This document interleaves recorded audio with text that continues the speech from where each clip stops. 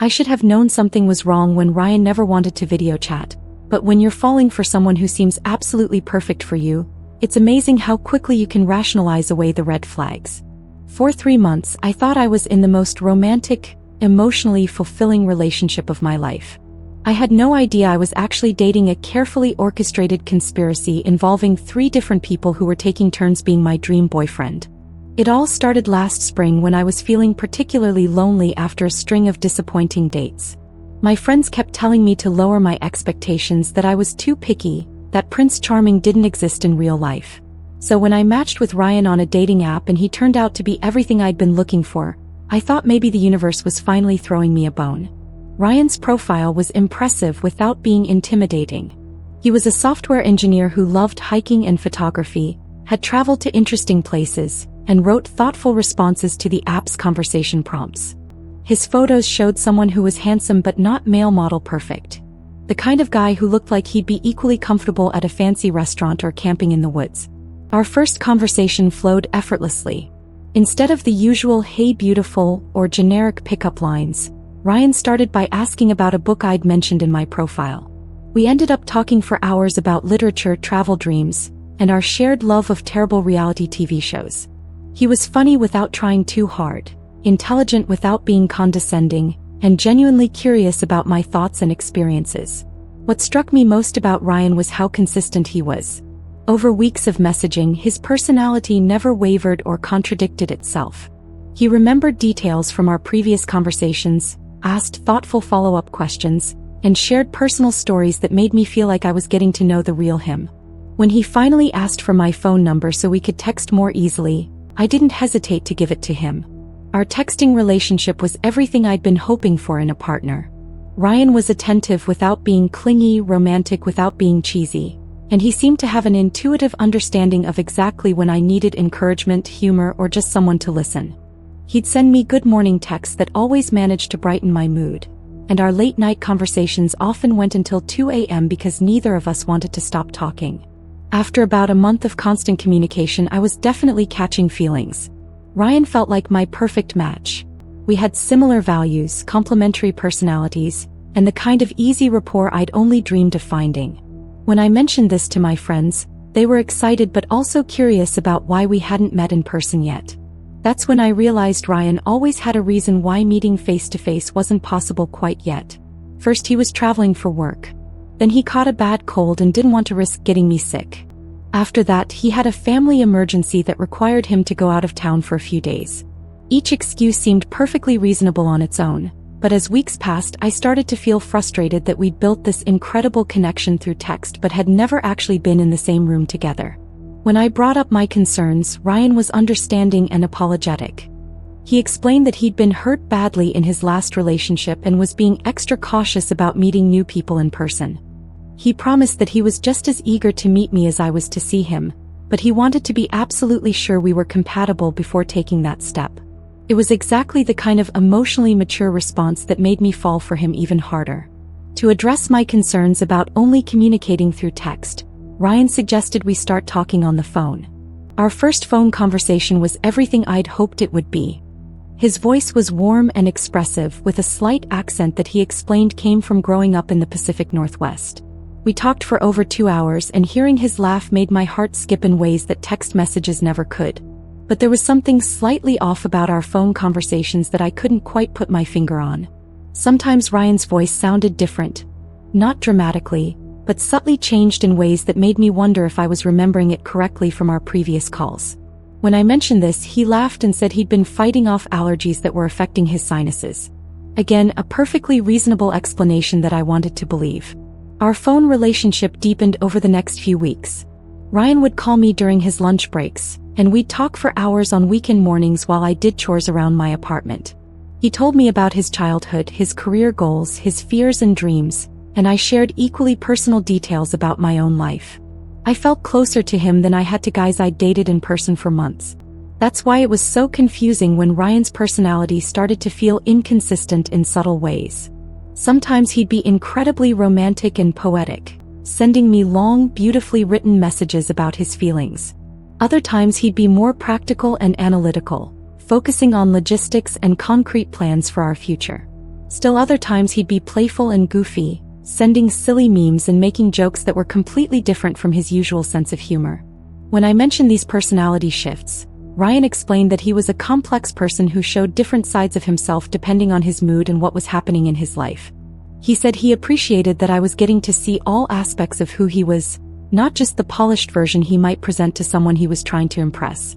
It sounded like the kind of emotional intelligence I'd always wanted in a partner. The inconsistencies became more noticeable as time went on. Ryan would forget details he'd shared in previous conversations, or tell me stories that contradicted things he'd said before. When I pointed out these discrepancies, he'd seem genuinely confused and apologetic, saying he'd been under a lot of stress lately and his memory wasn't what it usually was. But the most confusing part was how Ryan's interests and knowledge base seemed to shift dramatically from conversation to conversation. One day he'd demonstrate extensive knowledge about photography techniques and camera equipment. The next day he'd seem barely familiar with basics of photography, despite having told me it was one of his main hobbies. When I asked about specific trips he'd mentioned taking, his descriptions would be vague and inconsistent, like he was trying to remember someone else's experiences. 3 months into our relationship, I was deeply emotionally invested but also increasingly confused and frustrated. I loved Ryan, or at least I loved the person I thought Ryan was, but something about our dynamic felt fundamentally dishonest in ways I couldn't articulate. I decided it was time to push harder for an in-person meeting, regardless of whatever excuse he might have. When I told Ryan that I needed to see him face to face or we needed to end things, his response was different from anything I'd heard from him before. Instead of understanding and accommodating, he became defensive and almost hostile. He accused me of not trusting him, of being impatient and demanding, of not appreciating the emotional intimacy we'd built together. It was like talking to a completely different person. That phone call ended with both of us angry and hurt, and I didn't hear from Ryan for 2 days. When he finally contacted me again, he was back to his usual warm, apologetic self, claiming he'd been overwhelmed with work stress and had taken his frustration out on me unfairly. He promised to make concrete plans for us to meet the following weekend, and sent me a long, romantic message about how much our relationship meant to him. But I'd started to notice something during our phone conversations that made my blood run cold.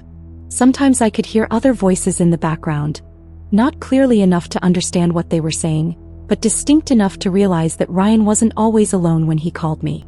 When I asked about the voices, he'd say it was just his TV or neighbors in his apartment building. But something about the way he deflected these questions made me increasingly suspicious. The breakthrough came when Ryan called me from what he said was his car, stuck in traffic after a long day at work. As we talked, I heard him respond to someone else in the background, not just acknowledging their presence, but having a brief, muffled conversation that he clearly thought I couldn't hear. When he came back to our call, he acted like nothing had happened, but I was finally certain that someone else was with him. That's when I decided to do something I probably should have done months earlier. I hired a private investigator to find out who Ryan really was. I felt guilty about it, like I was violating his privacy, but I also knew that something fundamental about our relationship was dishonest, and I needed to understand what I was really dealing with. The investigator's report arrived a week later, and reading it was like discovering that my entire reality had been fabricated. Ryan didn't exist. At least not as a single person. The phone number he'd been using was registered to a company that specialized in social media management and digital relationship services. The photos he'd been using were stolen from multiple different social media accounts belonging to men who had no idea their images were being used to catfish women. But the most shocking revelation was what the investigator had uncovered about who was actually behind the Ryan persona. It wasn't one person running an elaborate catfish scheme. It was 3 different men working together as a team. They'd created a detailed character profile for Ryan, complete with backstory, personality traits, and preferences, and they took turns playing him depending on which aspect of his personality they wanted to emphasize in any given conversation.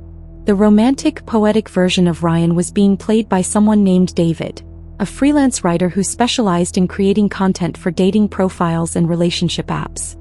The practical, analytical Ryan was actually Marcus, a software engineer whose job description matched the fake career they'd given their character. The playful, goofy Ryan was Tyler, a college student who worked part-time creating social media content for various clients. According to the investigators' research, this wasn't their first collaborative catfish operation. They'd been running similar schemes for over 2 years, targeting lonely women and building elaborate emotional relationships that never progressed to in-person meetings. Sometimes they asked for money, sometimes they seemed to be doing it purely for the psychological manipulation and control. In my case, it appeared they were simply seeing how long they could maintain the illusion and how emotionally invested they could make me become. Learning the truth was devastating in ways I hadn't expected. I'd fallen in love with someone who didn't exist, shared my deepest secrets and fears with a committee of strangers who were probably laughing about my vulnerability behind my back. Every conversation I'd treasured, every moment of connection I'd felt, every plan we'd made for our future together had been part of an elaborate performance designed to manipulate my emotions.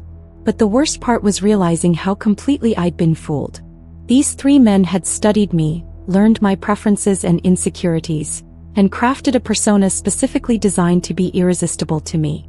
They'd identified exactly what I was looking for in a partner and created a character who embodied all those qualities, even though none of it was real. I never confronted them directly about what I'd learned. Instead, I simply stopped responding to Ryan's messages and blocked the phone number. For weeks afterward, I received texts from different numbers, David, Marcus, and Tyler. I now realized, each trying a different approach to get me to respond. David sent romantic, heartbroken messages.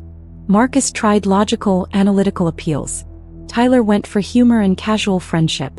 Eventually, the messages stopped, and I was left to piece my life back together after months of living in an elaborate lie. The hardest part wasn't just getting over the fake relationship. It was learning to trust my own judgment again after being so thoroughly deceived. If 3 strangers could study me from a distance and create a persona I'd fall in love with, how could I ever trust that future connections were genuine?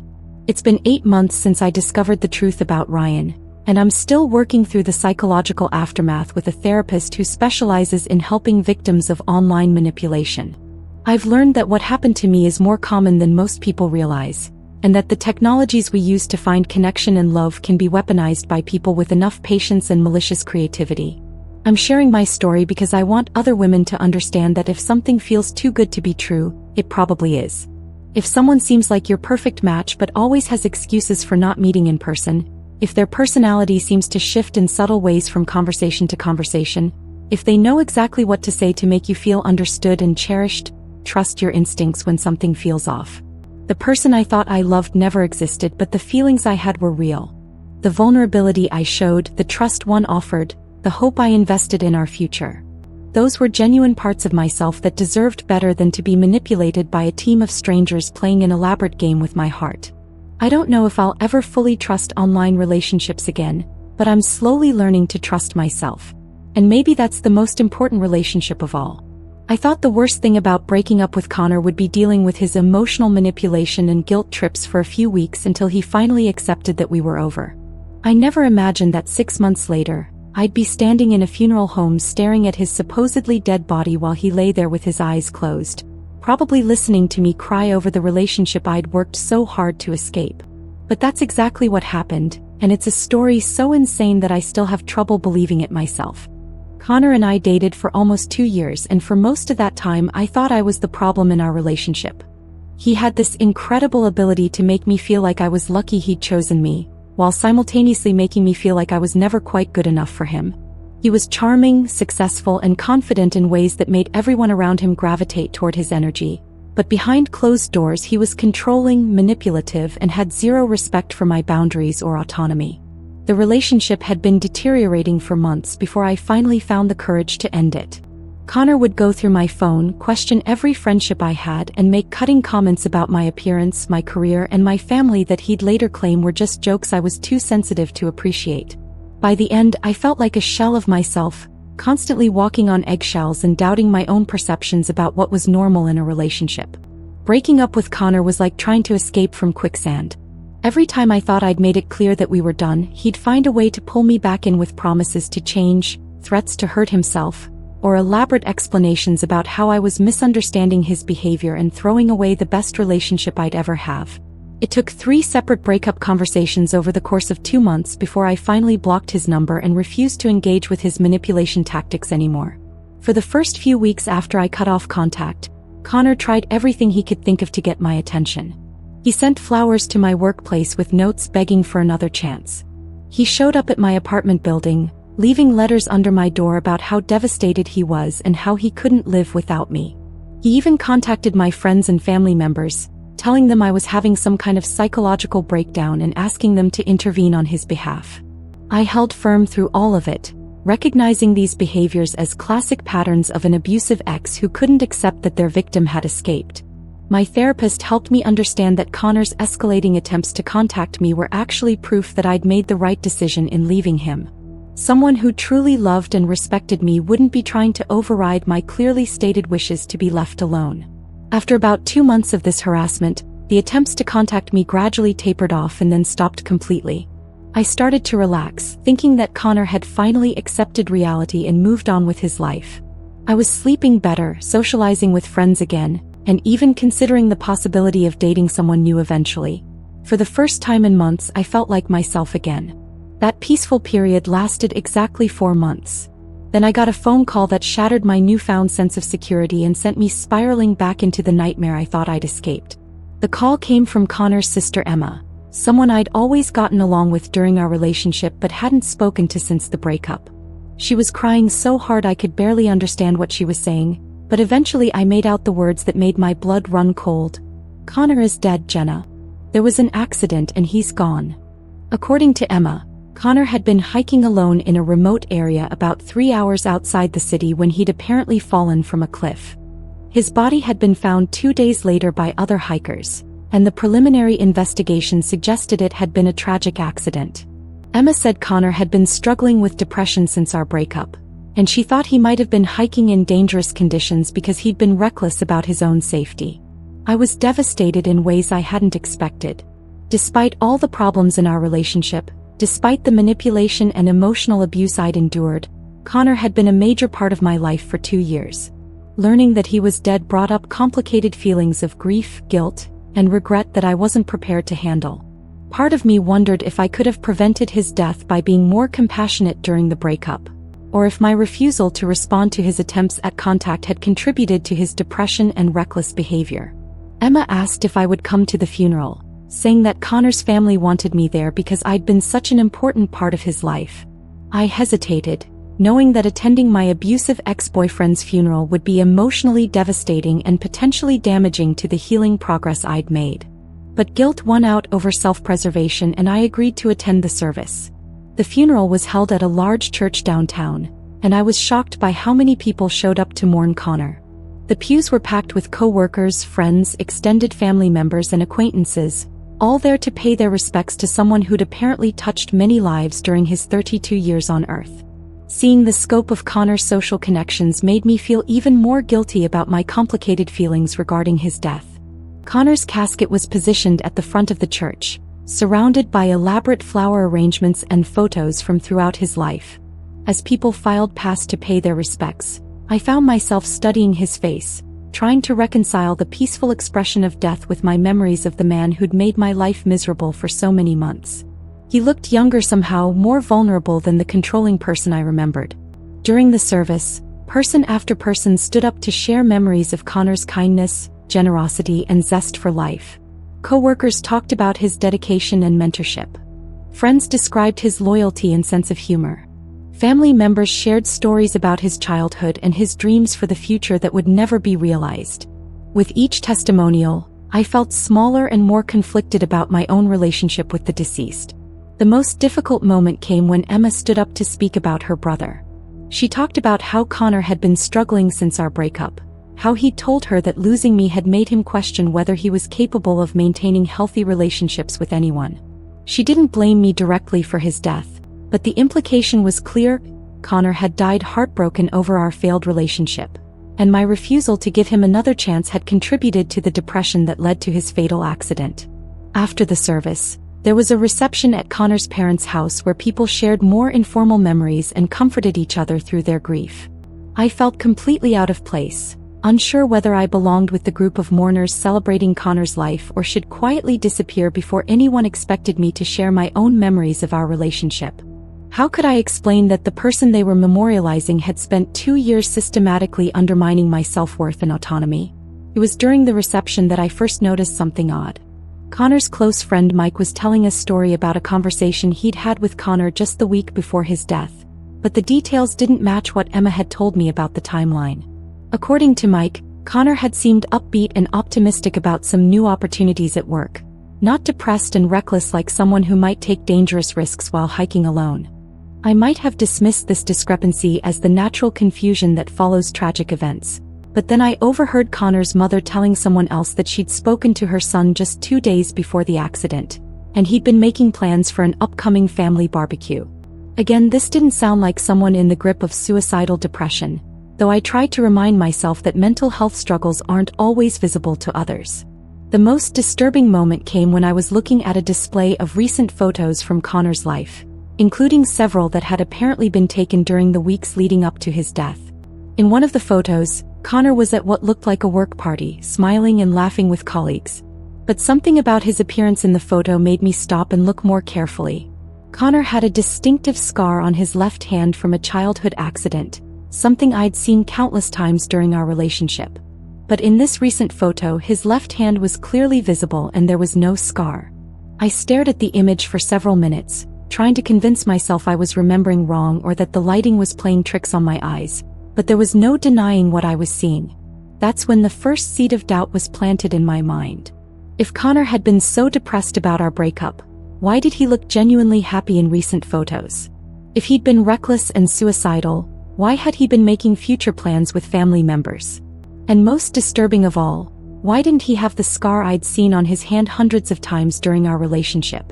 I tried to push these questions out of my mind, telling myself that grief was making me paranoid and looking for conspiracy theories where none existed. But over the next few days, I couldn't stop thinking about the inconsistencies I'd noticed at the funeral. Finally, I decided to do something that felt ghoulish but necessary. I contacted the medical examiner's office to ask questions about Connor's death. What I learned from that phone call changed everything. According to the medical examiner, Connor's body had been too badly damaged by the fall and subsequent exposure to wildlife for a positive identification based on physical features. The identification had been made through dental records and personal effects found at the scene. When I asked about the specific details of the injuries, the medical examiner mentioned that the victim's left hand had been completely severed and never recovered. My heart started pounding as the implications sank in. If Connor's left hand had never been recovered, there would be no way to verify whether he'd had the scar I remembered. And if the identification had been based solely on dental records and personal effects, both of those things could potentially be faked by someone with enough planning and resources. I spent the next week in a state of growing paranoia, researching how someone might fake their own death and whether Connor had the knowledge and connections to pull off such an elaborate scheme. What I discovered was that faking your own death, while difficult and illegal, wasn't impossible if you were willing to plan carefully and had access to certain resources. Connor worked in insurance, which meant he understood how death investigations were conducted and what evidence would be considered definitive for identification purposes. He had contacts in medical and legal fields who might have access to the materials needed to create fake dental records. Most importantly, he had the financial resources and manipulative personality that would be necessary to convince accomplices to help him stage his own death. But even as the evidence mounted in my mind, I couldn't quite believe that Connor would go to such extreme lengths just to manipulate me. Faking your own death was the stuff of movies and crime novels, not something that happened in real life to ordinary people like me. The rational part of my brain kept insisting that I was constructing an elaborate conspiracy theory to avoid dealing with the guilt and grief of Connor's actual death. The moment of truth came 3 weeks after the funeral, when I received a text message from an unknown number. The message was simple but chilling. "I told you we belonged together. Death can't even keep us apart." My hands were shaking as I stared at the message. Only Connor would phrase something that way, with his characteristic blend of romantic language and underlying threat. But it was impossible. I'd seen his body in the casket, attended his funeral, watched his family grieve his loss.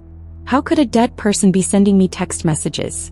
Over the next few days, more messages arrived from different numbers, each one containing details about Connor's life and our relationship that only he would know. The sender knew about private conversations we'd had, inside jokes that had developed between us, even details about my current life that Connor shouldn't have known if he was really dead. The messages became increasingly bold and specific. The sender described what I'd worn to the funeral, mentioned conversations I'd had with Emma and other family members at the reception, and even referenced thoughts and feelings I'd had during the service that I'd never shared with anyone else. It was like Connor had been there, watching me grieve for him while he lay supposedly dead in his casket. That's when I realized what had probably happened. Connor hadn't actually been in that casket during the funeral. He'd likely been somewhere in the church or at the reception, watching me cry over his supposed death and probably feeling satisfied that his elaborate manipulation had succeeded in making me feel guilty and confused about our relationship. I didn't know what to do with this information. How do you call the police to report that your dead ex-boyfriend is stalking you? How do you explain to his grieving family that they'd been manipulated into participating in an elaborate fake funeral? How do you prove that someone is alive when there's an official death certificate and a body that's supposedly been buried? The answer came when Connor got too confident in his own scheme. One of the text messages he sent included a photo that he'd obviously taken recently. It showed a newspaper with a current date, along with items I recognized from his apartment. But most importantly, it showed his left hand clearly, complete with the distinctive scar I remembered from our relationship. That photo was the evidence I needed to take to the police. Combined with the inconsistencies I'd documented from the funeral and the suspicious circumstances of the identification, it was enough to convince them to investigate whether Connor had actually died in that hiking accident. What they discovered was a scheme so elaborate and twisted that it made national news when the story broke. Connor had indeed faked his own death with the help of several accomplices, including a corrupt medical examiner who'd created false records and a funeral director who'd allowed an empty casket to be buried while Connor hid nearby, watching my reaction to his supposed death. The body that had been found in the wilderness belonged to an unidentified homeless man who died of natural causes weeks earlier. Connor had planted his personal effects at the scene and used his connections in the insurance industry to manipulate the identification process. He'd spent months planning every detail of the scheme, motivated entirely by his refusal to accept that our relationship was over. Connor was arrested at a cabin about 50 miles outside the city, where he'd been hiding since his fake death while monitoring my reaction through social media and mutual friends.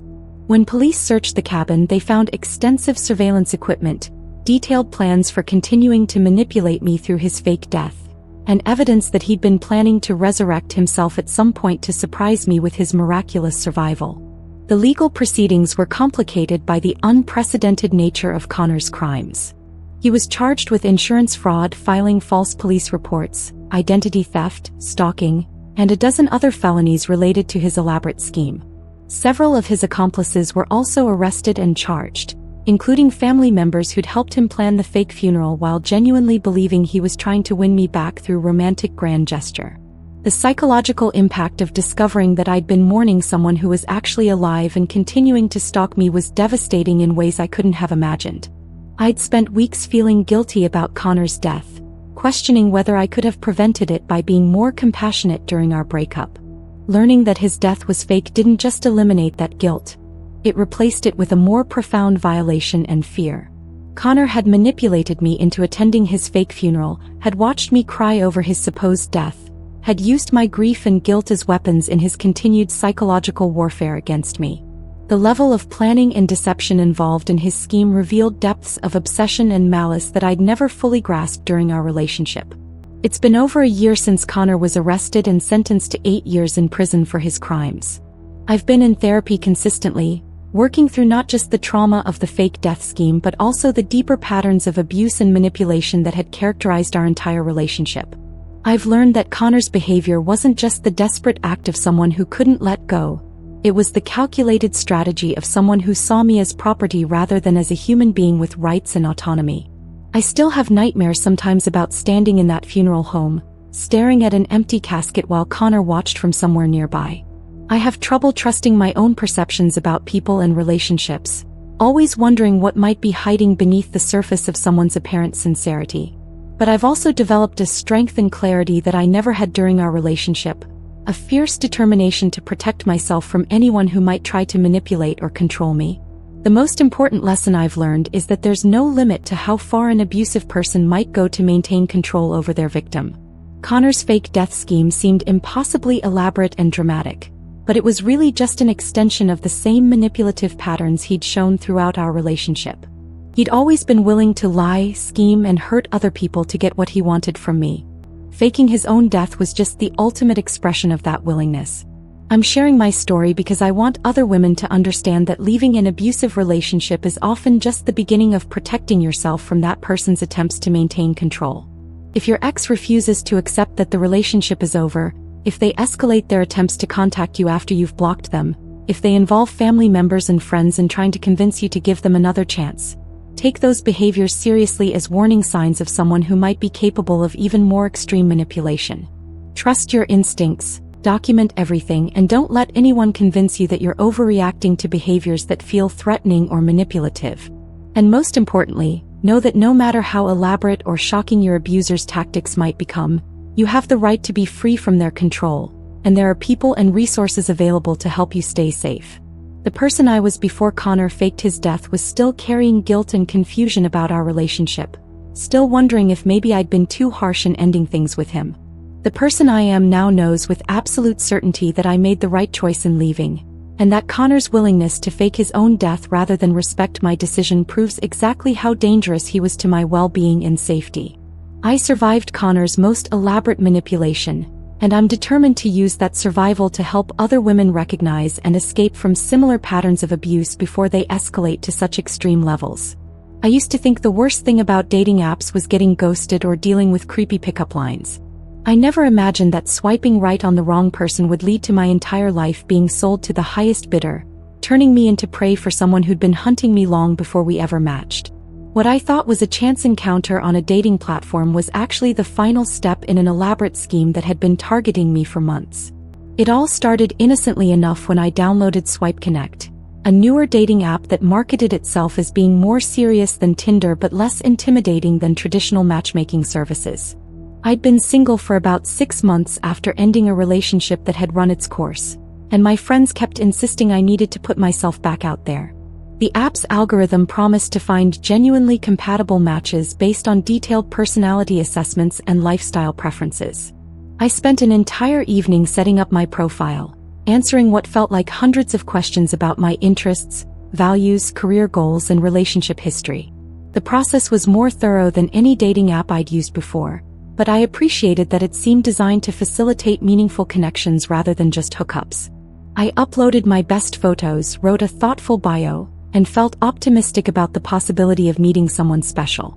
Within hours of activating my profile, I had dozens of matches and messages.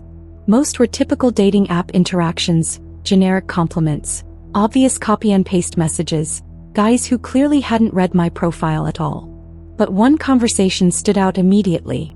A guy named Michael had sent a thoughtful message referencing something specific from my bio, asking insightful questions about my work as a graphic designer, and sharing details about his own career in marketing that suggested we might have professional interests in common. Michael's profile was impressive without being intimidating. He was attractive but not male model perfect, had traveled to interesting places, and his photos showed someone who seemed comfortable in different social settings, hiking with friends, at work events, volunteering at what looked like a charity function. His bio was well written and showed a good sense of humor, mentioning his love of craft beer, foreign films, and weekend hiking trips. What made Michael different from other matches was how quickly our conversation deepened beyond surface-level small talk. He asked thoughtful questions about my creative process at work, shared personal stories about his own career challenges, and seemed genuinely curious about my thoughts on everything from travel destinations to social issues. Within days, we were texting constantly, and I found myself looking forward to his messages more than I'd anticipated. Michael seemed to have an intuitive understanding of exactly what would interest or amuse me. He'd send articles about design trends that were perfectly relevant to my work, recommend restaurants that matched my dietary preferences perfectly, and suggest activities that aligned with hobbies I'd mentioned loving but hadn't pursued in a while. It felt like talking to someone who truly got me in ways that previous dates never had.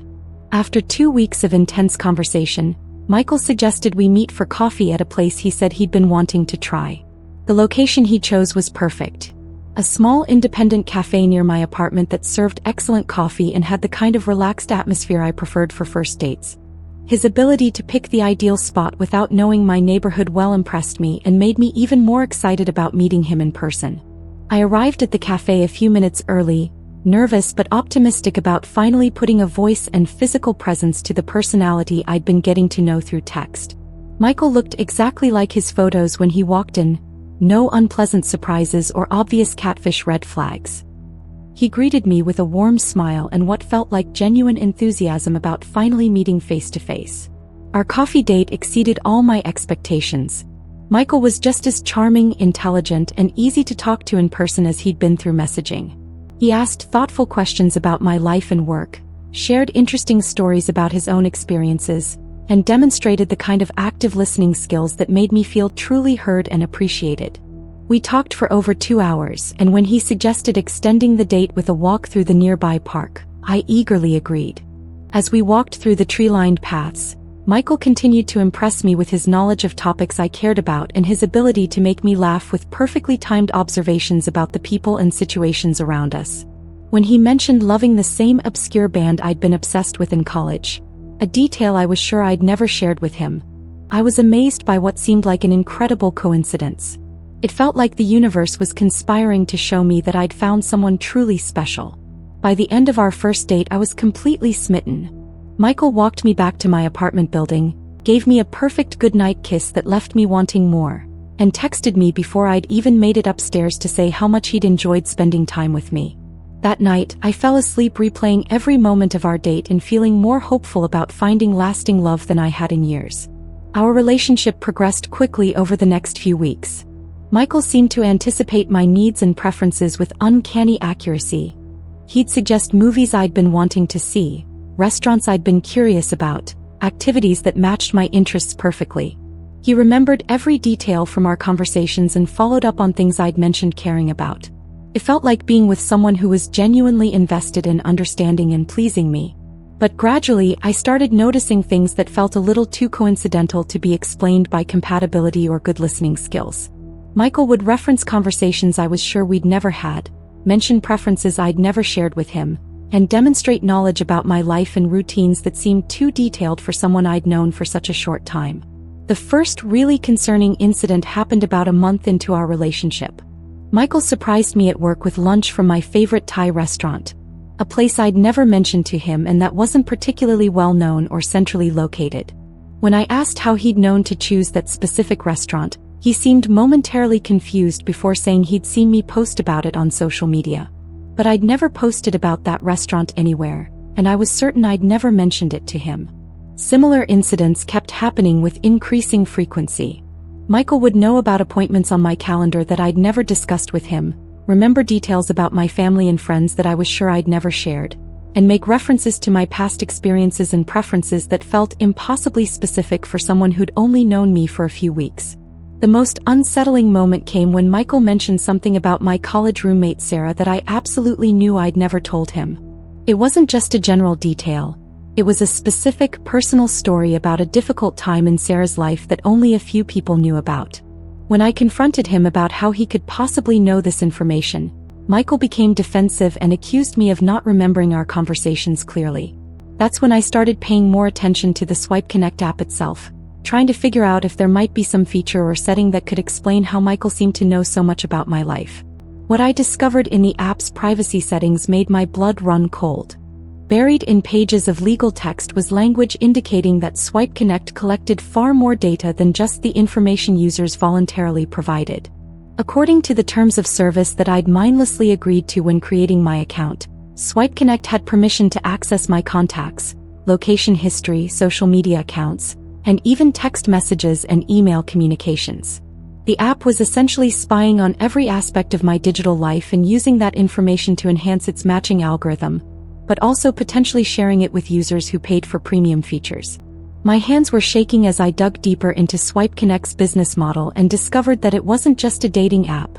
It was a data harvesting operation disguised as a matchmaking service. Premium users could purchase detailed dossiers about their matches, including information scraped from social media, location tracking data, and even transcripts of private communications.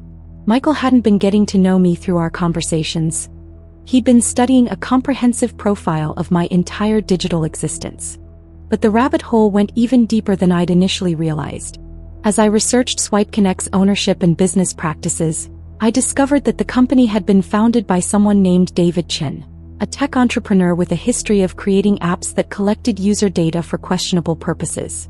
More disturbing still, David Chin had previously been investigated for selling personal information to private investigators, stalkers, and other individuals with potentially malicious intent. That's when I realized that my situation might be even more dangerous than I'd initially thought. If Swipe Connect was selling detailed personal information to anyone willing to pay for it, Michael might not be just an overeager boyfriend who'd purchased premium features to learn more about me. He could be someone who'd specifically targeted me, paid for access to my personal information, and created an elaborate persona designed to make me fall for him. I started looking back through our entire relationship with this new perspective, and everything that had seemed like amazing compatibility suddenly looked sinister and calculated. Michael hadn't been intuitively understanding my preferences. He'd been following a playbook based on detailed analysis of my digital behavior. He hadn't been making lucky guesses about what I'd enjoy.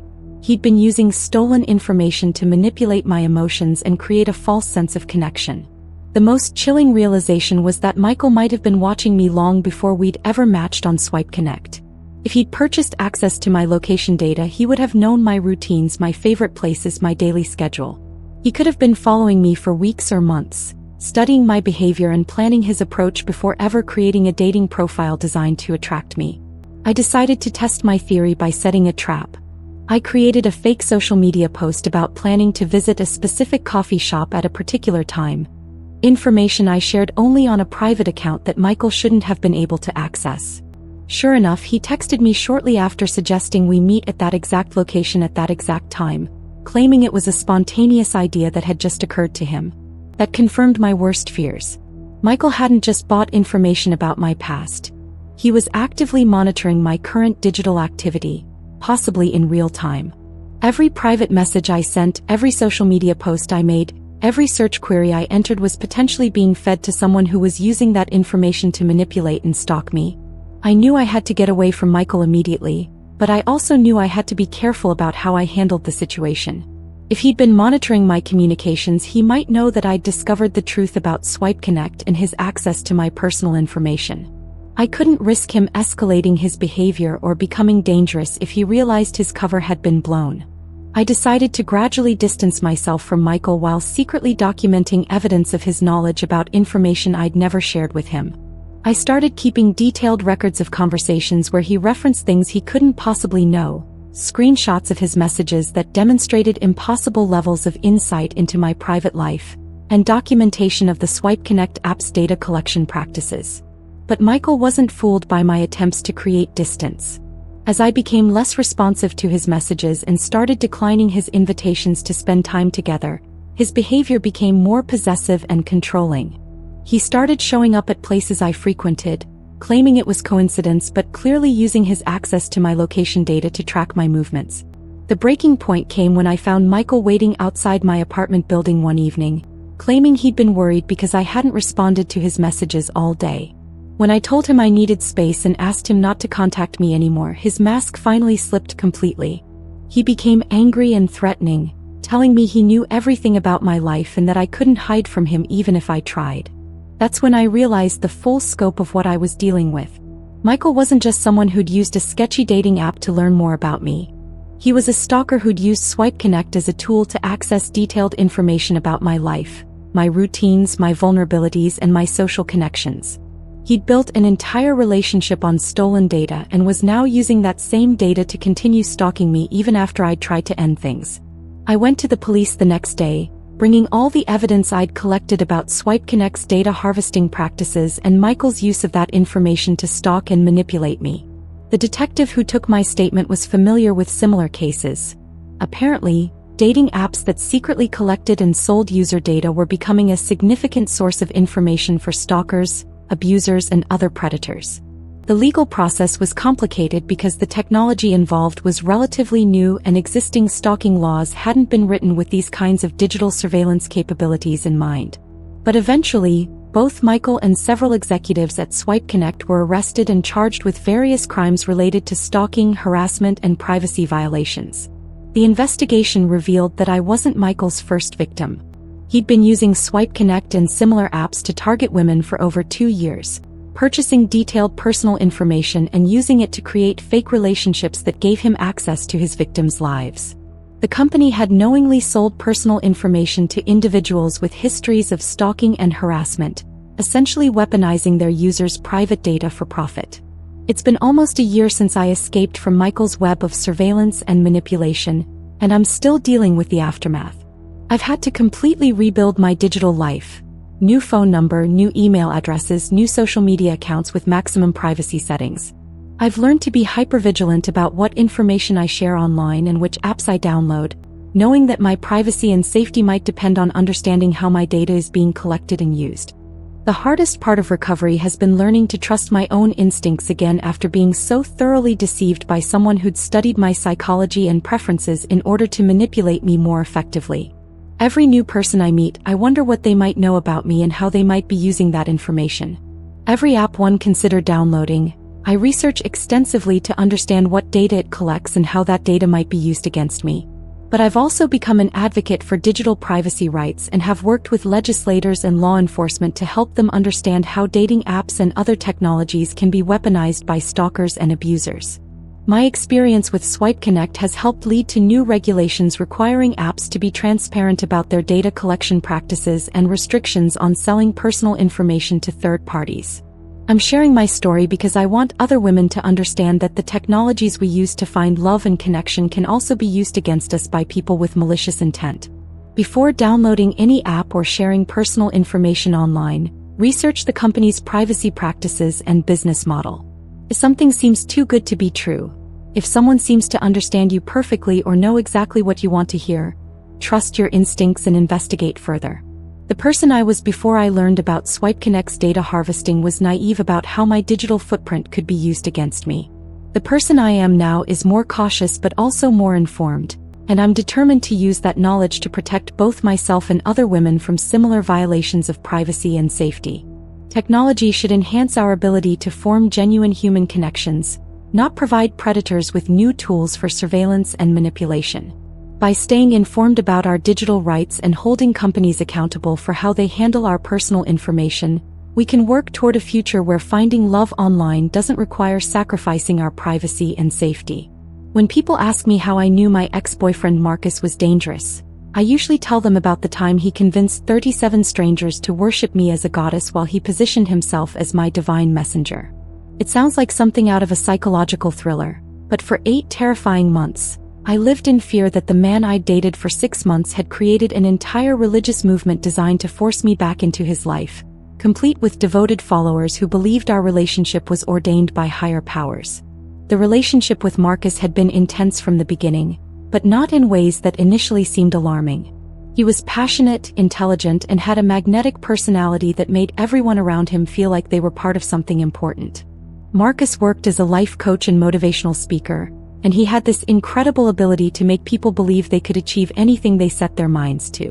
When we started dating, I felt like the luckiest woman alive to have captured the attention of someone so charismatic and inspiring.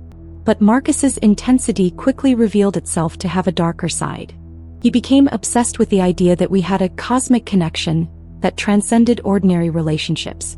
He'd spend hours analyzing our conversations for hidden meanings, interpreting coincidences as signs from the universe, and constructing elaborate theories about how we were meant to be together for some greater purpose that neither of us fully understood yet.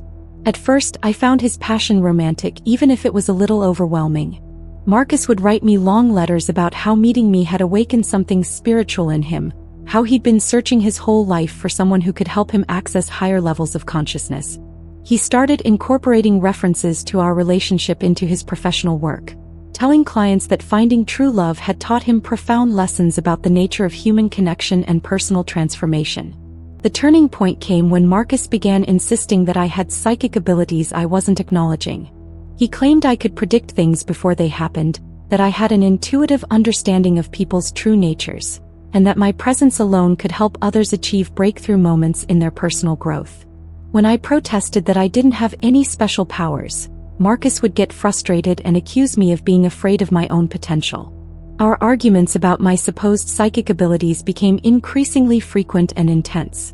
Marcus would present me with evidence of my powers. Times when I'd made casual comments that later seemed prophetic. Moments when I'd instinctively disliked people who later proved untrustworthy. Instances when my mood had apparently influenced the energy of entire rooms. He kept detailed journals documenting what he saw as proof of my supernatural gifts, and he'd read passages aloud to me as if they were scientific data rather than the obsessive delusions of someone who'd lost touch with reality. The relationship became suffocating as Marcus's fixation on my alleged abilities grew stronger. He wanted to control every aspect of my life in the name of helping me develop my gifts. He criticized my job as a waste of my spiritual potential, discouraged my friendships with people he deemed energy vampires, and constantly pushed me to participate in meditation sessions, crystal healing ceremonies, and other New Age practices I had no interest in pursuing. When I finally worked up the courage to end things with Marcus, his reaction was unlike anything I'd ever experienced. Instead of anger or sadness, he became eerily calm and told me that our breakup was actually part of a larger spiritual journey we were both on. He said the universe was testing our connection, and that trying to separate from him would only prove how powerful our bond really was. He seemed genuinely convinced that I would realize my mistake and come back to him once I understood the cosmic significance of our relationship. For the first month after our breakup, Marcus's behavior followed predictable patterns. He sent long, rambling emails about spiritual enlightenment and destiny. He left voicemails explaining how our separation was causing him to access even deeper levels of consciousness. He showed up at my workplace and apartment with gifts he claimed had been spiritually guided: crystals, books about psychic development, handwritten manifestos about the nature of divine love. I blocked his number, changed my locks, and started varying my routines to avoid unwanted encounters. For a while, Marcus's attempts to contact me seemed to be diminishing, and I hoped he was finally accepting that our relationship was over. I had no idea he was actually laying the groundwork for something far more elaborate and frightening than simple harassment. The first sign that something unusual was happening came when my neighbor mentioned seeing groups of people gathering in the apartment complex's community center for what looked like meditation or prayer sessions. She said they seemed peaceful but intense, often staying late into the evening and speaking in hushed, reverent tones about someone they referred to as the awakened one. I didn't think much of this until I started noticing strangers staring at me in public with expressions of recognition and awe. It happened at the grocery store, at coffee shops, even on the street as I walked to work. People would see me and their faces would light up with something that looked like religious fervor, though they rarely approached me directly. The situation became more concerning when I received a friend request on social media from someone named Jennifer who claimed to be part of a spiritual community that had been hoping to connect with me. Her message was strange and formal, referring to me as Sister Sarah, and expressing gratitude for the light and wisdom I was apparently sharing with the world, though I had no idea what she was talking about. Out of curiosity, I looked at Jennifer's profile and was shocked by what I found. Her entire social media presence was devoted to something called the Church of Divine Awakening, and her posts were filled with photos of group gatherings, inspirational quotes, and references to teachings from someone called Prophet Marcus about a chosen spiritual guide known as the Awakened One. My blood ran cold as I realized what Marcus had done. He'd started an actual religious group and was using it to worship me without my knowledge or consent. The photos from their gatherings showed dozens of people sitting in circles, meditating around enlarged pictures of me that had clearly been taken from my social media accounts. Marcus stood at the center of these gatherings, apparently delivering sermons about my spiritual significance and our divinely ordained connection. I spent the next several hours researching the Church of Divine Awakening online, and what I discovered was both impressive and terrifying in its scope. Marcus had created an entire theological framework around the idea that I was a reincarnated spiritual teacher who had been sent to Earth to guide humanity through a period of transformation. According to the Church's teachings, Marcus was my earthly interpreter, the only person capable of understanding and communicating my true message to the world. The Church's website contained hundreds of pages of doctrine that Marcus had apparently written, all centered around the idea that I possessed supernatural abilities and cosmic wisdom that could only be accessed through proper spiritual preparation. There were detailed instructions for meditation practices designed to align followers with the Awakened One's energy, guidelines for living in accordance with my supposed teachings, and even a complex mythology about my past lives and spiritual mission. What made the situation even more disturbing was how many people had apparently bought into Marcus's delusions. The church's membership seemed to be growing steadily, with new followers joining regularly and existing members becoming increasingly devoted to the cause.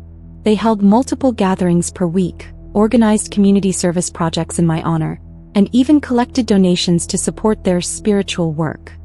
The most chilling aspect of the church's activities was how they were using my personal information without my consent. Marcus had compiled detailed dossiers about my life, my relationships, my career, and my daily routines, presenting this information to followers as sacred knowledge about their spiritual guide. They knew where I lived, where I worked, what car I drove, and even what my favorite foods were, all of which Marcus had framed as important details for understanding my earthly incarnation. I realized that the strangers who'd been staring at me in public weren't random admirers. They were church members who'd been studying my appearance and daily habits as part of their religious practice. Marcus had essentially created a network of unwitting surveillance operatives who were tracking my movements and reporting back to him about my activities. The situation escalated when I started receiving gifts and letters from church members who'd identified me in public. They would leave flowers, crystals, and handwritten notes at my apartment, my workplace, and even my car, expressing their devotion and gratitude for my supposed spiritual guidance. The messages were always respectful but deeply unsettling, referring to me in terms usually reserved for religious figures and expressing hope that I would someday acknowledge their faith and provide direct teaching. What made these encounters particularly frightening was that the church members genuinely believed Marcus's teachings about my divine nature. They weren't malicious or threatening. They were sincere believers who saw me as a sacred figure deserving of worship and protection. But their devotion made them unpredictable in ways that simple harassment wouldn't have been. They felt religiously obligated to seek me out and demonstrate their faith, which meant I could never be sure when or where they might appear. The breaking point came when I discovered that Marcus had been telling church members that I was deliberately hiding my true identity and spiritual mission because I wasn't ready to accept my cosmic responsibility. According to his teachings, it was their duty as faithful followers to help me realize my divine purpose by demonstrating their unwavering belief and commitment to my eventual awakening. This theological framework gave the church members permission to escalate their behavior in pursuit of their religious goals. They began showing up at my workplace in small groups, not to cause trouble but to bear witness to my earthly incarnation and show support for my spiritual journey. They started leaving increasingly elaborate offerings at my apartment building, creating makeshift shrines that attracted attention from other residents and building management. Most disturbing of all, they began trying to insert themselves into my daily life in ways they believed would help facilitate my spiritual awakening. Church members would coincidentally appear at places I frequented, attempting to engage me in conversations about philosophy, spirituality, and personal growth. They would leave carefully crafted scenarios designed to give me opportunities to demonstrate the psychic abilities Marcus claimed I possessed. I went to the police, but they were initially skeptical about taking action against what appeared to be a legitimate religious organization whose members weren't technically breaking any laws. The church members were always respectful and non-threatening in their individual interactions with me, and their gatherings were held in private venues with proper permits. Marcus had been careful to structure his organization in ways that would be difficult to prosecute under existing stalking or harassment statutes. But the detective assigned to my case eventually understood the severity of the situation when I showed him the extent of Marcus's surveillance operation and the way he'd weaponized religious devotion to control his followers' behavior. The Church of Divine Awakening wasn't just a harmless spiritual group. It was a sophisticated stalking network disguised as a legitimate religious organization. The investigation that followed revealed the full scope of Marcus's manipulation and control. He'd been using classic cult recruitment techniques to identify vulnerable individuals who were seeking spiritual guidance and community connection. He'd isolated them from outside influences, convinced them that he alone could provide access to divine truth, and gradually conditioned them to see me as a sacred figure whose welfare was their responsibility. Many of the church members were genuinely shocked when they learned that Marcus had created the entire organization without my knowledge or consent. They'd been so thoroughly convinced of my divine nature that they'd never questioned whether I might not want to be worshipped by strangers, followed in public, or have my personal information used in religious ceremonies. The legal case against Marcus was complex because he'd been careful to avoid making direct threats or encouraging explicitly illegal behavior. But ultimately he was charged with stalking, harassment, fraud, and several other crimes related to his systematic violation of my privacy and safety. Several of his most devoted followers were also charged with various offenses, though many were treated as victims of Marcus's manipulation rather than willing accomplices. It's been 2 years since the Church of Divine Awakening was shut down and Marcus was sentenced to 5 years in prison for his crimes. Most of the former church members have moved on with their lives, many with the help of cult recovery specialists who helped them understand how they'd been manipulated and exploited. A few still occasionally reach out to me with apologies for their unwitting participation in Marcus's scheme. The experience left me with a profound understanding of how spiritual beliefs and religious devotion can be weaponized by manipulative people to achieve their personal goals. Marcus didn't just refuse to accept our breakup. He created an entire system of social control that turned dozens of innocent people into unwitting accomplices in his stalking campaign. I'm sharing my story because I want people to understand that abusive behavior can take forms that are far more sophisticated and creative than most people realize. If your ex-partner has charismatic leadership abilities, a background in psychology or spirituality, or a tendency to see themselves as special or chosen, pay attention to how they handle rejection and separation. The person I was before Marcus started his cult was naive about the depths of manipulation and control that some people are capable of exercising over others. The person I am now is more aware of how beliefs, communities, and social movements can be used as tools of abuse, and I'm committed to helping others recognize and escape from similar situations. Recovery from being unwillingly turned into a cult figure has required extensive therapy and a complete rebuilding of my sense of privacy and autonomy. But it's also given me insights into resilience, community, and the importance of maintaining critical thinking even in the face of seemingly benevolent authority figures. If someone in your life starts attributing supernatural abilities to you, interpreting your relationship in cosmic or spiritual terms, or involving other people in their obsession with you, take those behaviors seriously as warning signs of potential escalation.